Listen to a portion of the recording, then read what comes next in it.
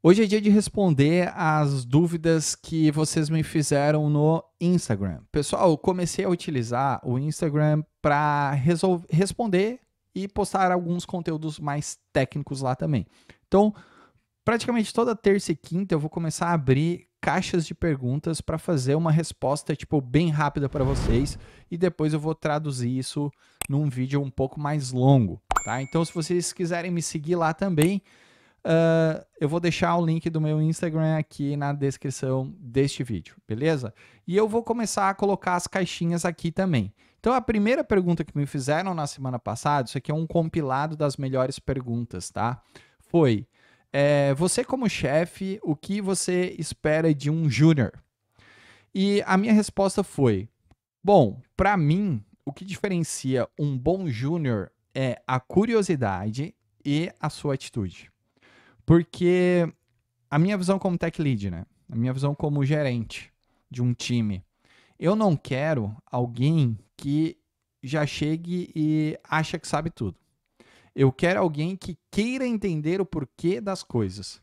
Então, quando ele chega para mim e faz uma pergunta do tipo, eu fiz isso porque sempre fizeram assim, isso já acaba acendendo um alerta, tá?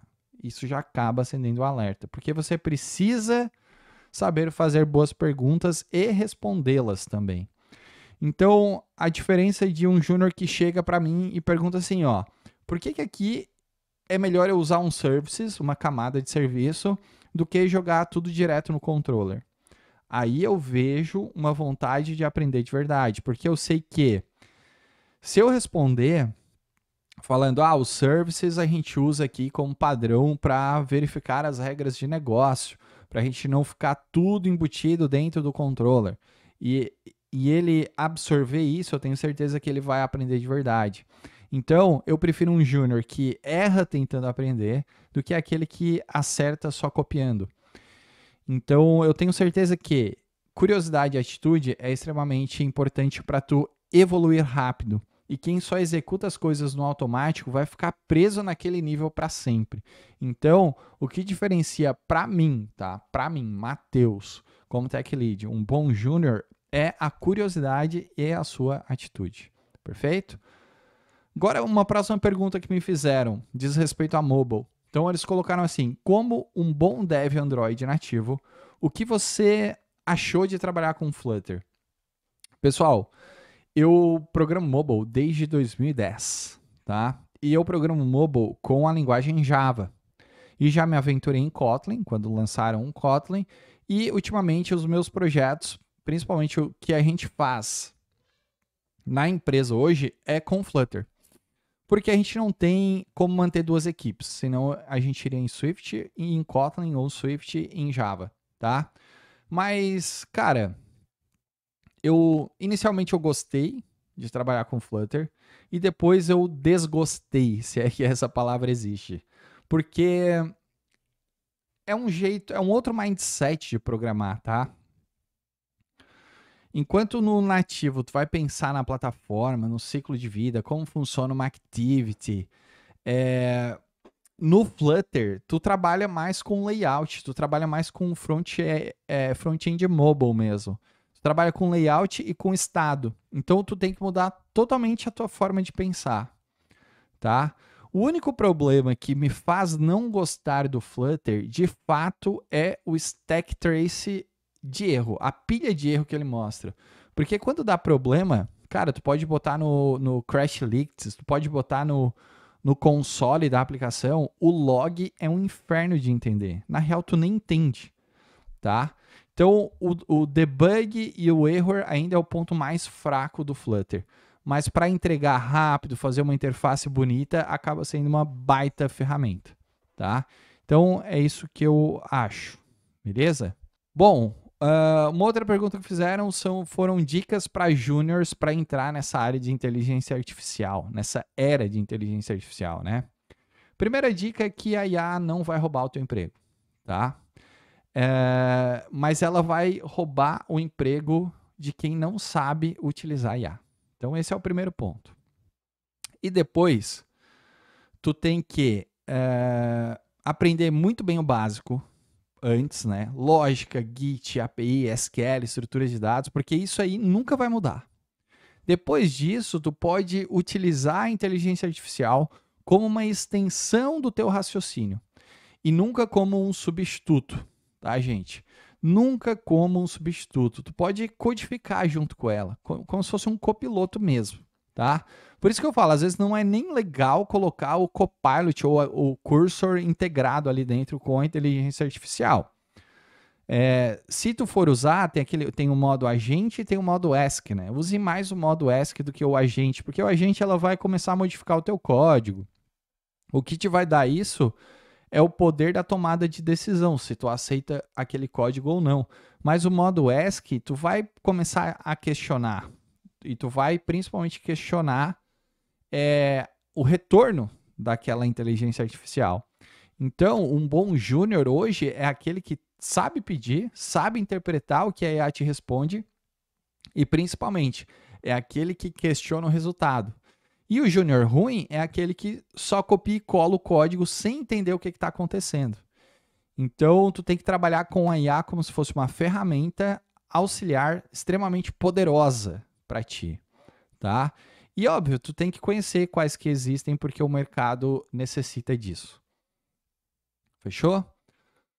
Uma outra pergunta também diz respeito à inteligência artificial. O pessoal gosta muito disso, né? E pediram dicas para praticar utilizando IA no aprendizado. Então eu acho que tem 4 formas fantásticas para quem está estudando com inteligência artificial. Primeiro, tu vai pedir para ela explicar o mesmo conceito de várias formas. Quais formas, Matheus? Técnica, prática, com analogia. Pede para explicar como se tu fosse uma criança de 10 anos. Tudo isso é válido. Então, um exemplo aqui, né? Me explica hash como se eu fosse uma criança de 10 anos. E depois me explica como se eu fosse um engenheiro. E daí tu vai mesclando cada resposta e tu vai criando um entendimento em cima daquilo. Uma outra dica aqui, né? Seria gerar desafios progressivos. Tu vai estudar toda a fundamentação e tu vai pedir para ela gerar alguns desafios. Então tu começa do fácil, depois vai pedindo para tornar aquele desafio mais difícil. Agora tu adiciona autenticação, depois tu adiciona testes com 1000 usuários e tu vai começar a usar a IA para tu sair da tua zona de conforto, tá? Porque tu não vai ficar sempre nos desafios fáceis, beleza? Terceira dica: fazer a IA revisar os teus resumos e simular entrevistas técnicas. Usa um modo de conversação com a inteligência artificial para simular entrevistas técnicas. Isso, é muito bom. E também é muito bom para tu aprender inglês, tá? Para tu treinar o teu inglês, o teu speaking com a inteligência artificial naquele modo de conversation é perfeito. Perfeito mesmo. E a última dica que eu posso te dar é usar a inteligência artificial como coprofessor. Beleza? Então, por exemplo, tu entende 70% sobre um assunto e tu vai pedir para ela completar os outros 30%. Mas óbvio, né? Sempre conferindo, comparando, analisando, tá? É como se fosse ter um mentor do teu lado sempre, tá? Disponível. Só que tu precisa aprender a questionar isso, tá? Beleza? E uma última pergunta que eu selecionei aqui seria: quando foi que você percebeu que tinha se tornado sênior? Então, eu respondi assim, ó. Eu acho que foi quando eu percebi que o código é só um meio e não um fim. Porque ser sênior, pessoal, não é sobre tecnologia. É sobre tu entender o problema antes de escrever uma linha de código. Quando eu comecei a pensar mais, antes de colocar a mão na massa, me fez perceber que eu tinha me tornado sênior. Hoje, qualquer coisa que vem na minha cabeça, eu já estou pensando lá na frente e eu já consigo programar de forma automática, porque eu entendia tanto o problema antes que isso ficou prático para mim, tá? E outra coisa, quando eu percebi que eu tinha me tornado sênior, foi quando eu comecei a fazer perguntas melhores. Ninguém chegou para mim e explicou isso que eu expliquei para vocês, de tu tem que saber questionar. tá? Ninguém fez isso para mim. Então, quando eu comecei a perceber que eu já estava fazendo perguntas melhores e que eu tinha respostas melhores para as minhas perguntas e que as respostas me levavam a outras perguntas melhores ainda, foi quando eu percebi que eu estava me tornando sênior. Perfeito?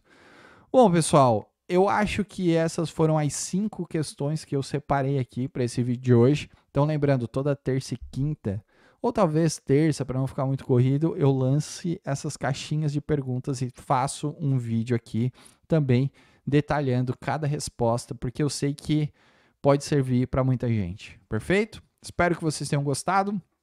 Se você gostou, deixe seu like, compartilhe em suas redes sociais e ative o sino de notificação para que você receba mais conteúdos como este. Fui!